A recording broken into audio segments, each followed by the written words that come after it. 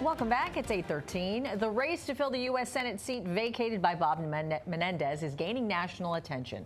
And of course, Pix 11 is your local election headquarters, and we are following this race very closely.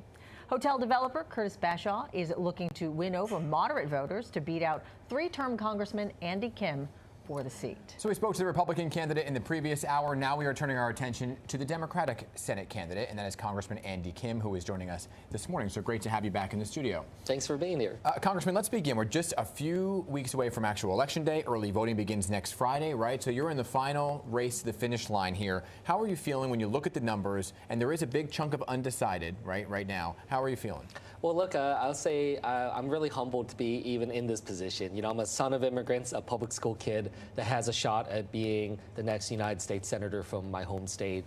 I've been crisscrossing the state, and we've been getting a huge reaction. I think a lot of people excited about what I bring to the table. You know, I'm a public servant, someone who worked in national security, served under both Democratic and Republican presidents, you know, just trying to make sure that we can unite our country. As a Democrat that won a district Trump won twice, you know, I hope to be able to show that we can build a wide coalition across the state. Well, let's talk about the important issues right now. Everyone talking about the economy. It appears to be strong. I mean, the Dow Jones is up. Inflation is down, a 3-year low.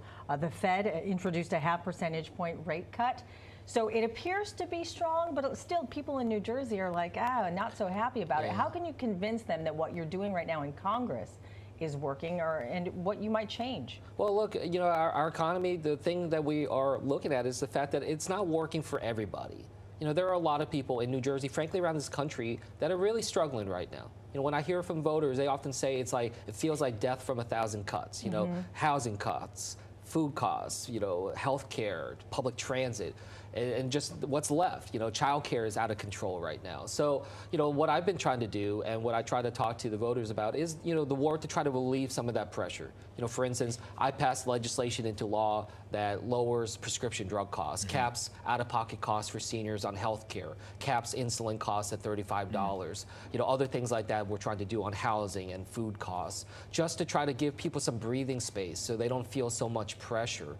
So, you know, those are some of the things that, you know, I hope they see that we passed it into law. This is now law of the land. Starting next January, no senior in America will ever have to pay more than $166 a month for their prescription drugs. And that was legislation I authored. I want to talk about immigration for a second, because that's the second big issue when we talk to voters in the community. And your opponent, Curtis Bashaw, kind of hit you in your last conversation with him when you guys were together for an appearance, saying that you have not visited the border. He has. Do you think it's important to be at the border to see firsthand what's going on? And what would you do right now if you were to win as a senator to change what's happening at the border? Well, look, my primary focus is to be there for the people of New Jersey. You know, and so I've done now 80 town halls as a member of Congress, going all over the community. And then beyond that, you know, my other top priority right now is, you know, I work on the Armed Services Committee, looking out for our military and our veterans. So I go to military bases. I've been to Afghanistan. I've been to Israel and other places like that, where I want to make sure that we're staying strong in our national security. So I feel like, you know, the work that I've done has been prioritized based off what I've been hearing from the people. But that doesn't mean that, you know, we're not taking these issues seriously.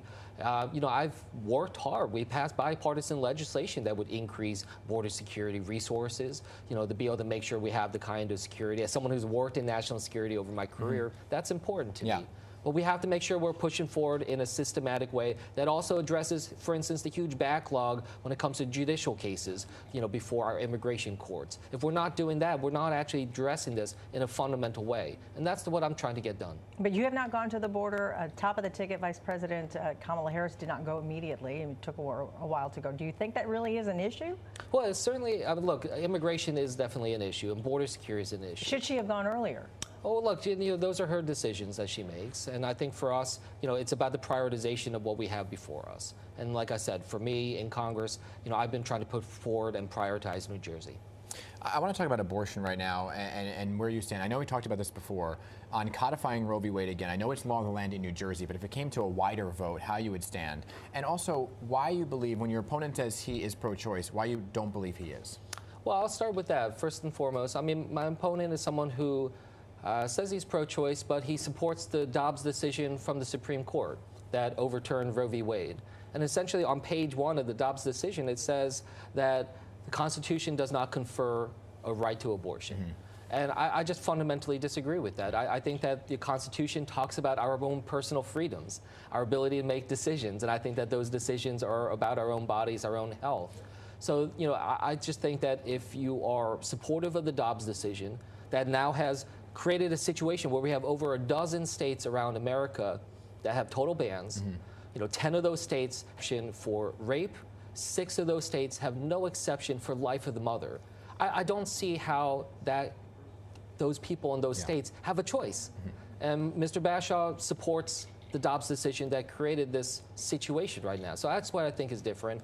That's why I'm trying to push forward on the Women's Health Protection Act, which is legislation that would codify Roe v. Wade and do this in all 50 states. Congressman, we're almost out of time, and I want to ask you this question because it became an issue just in recent days with this tie you were wearing in a recent appearance where people were saying it looked like the North Korean flag, right? Your opponent came out and actually denounced that rhetoric, but it gets to the larger issue of rhetoric within politics, right? And you're somebody who has said you want to work with bipartisanship, but how can you when the rhetoric is what it is? No, look, our rhetoric in our politics is unbelievably toxic, and that's what I've been fighting against. You know, I want to show that we can have a politics that brings us together rather than divides us. But look, that's been a challenge. You know, as an Asian American, I've experienced it through my life.